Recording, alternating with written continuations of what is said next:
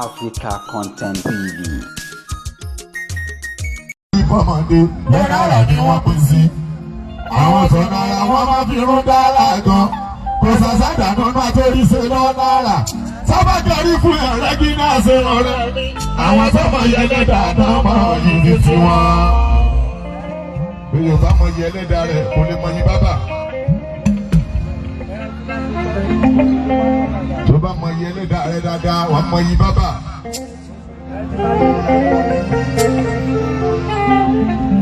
Àbábí sẹ́nu ọ̀tàkẹ́rì fọ́gbàdé rí fọ́mọdé náírà ni wọ́n pín sí. Àwọn tó náírà wọ́n máa fi rún dára gan. Kò sàṣàdà náà máa torí ṣe náírà. Sábàjọ́rí fún ẹ̀rẹ́ kí náà ṣe ọ̀rẹ́ mi. Àwọn tó mọ ẹlẹ́dà náà mọ̀ yìí ní tiwọn.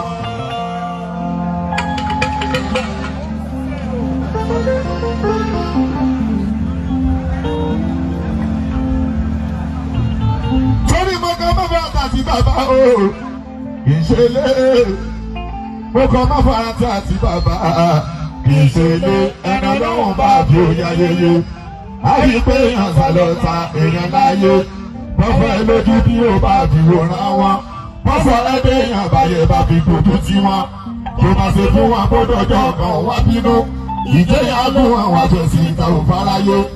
Sàṣàlẹ̀ èèyàn tó ṣe fara ti kéèsì. Yàtọ̀ sí èèyàn tó lọ bá ṣe ránṣí ni. Lọ́sọ̀rọ̀ máa wẹ̀yìn ìyọ̀bà lọ láti ní yé mi.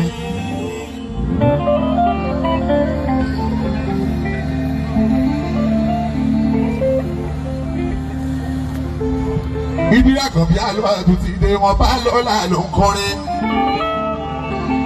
Gàgà tí látún wáyé lọ́nà ara wa. Ìbá lọ́ba tó fẹ́ ní ìkàlẹ̀ ìbá lóye. Ẹjẹ́ kéré nìyẹn wá ká ló àìdírí. Torí mo ní ìdírí abájọ́sọ náà lé o jẹ̀lìtì. Abáyé òní bí lórí ọmọ. Ọ̀rọ̀ ọ̀fìlẹ̀ sọ̀rọ̀ èrè bọ́ ìgbèrè.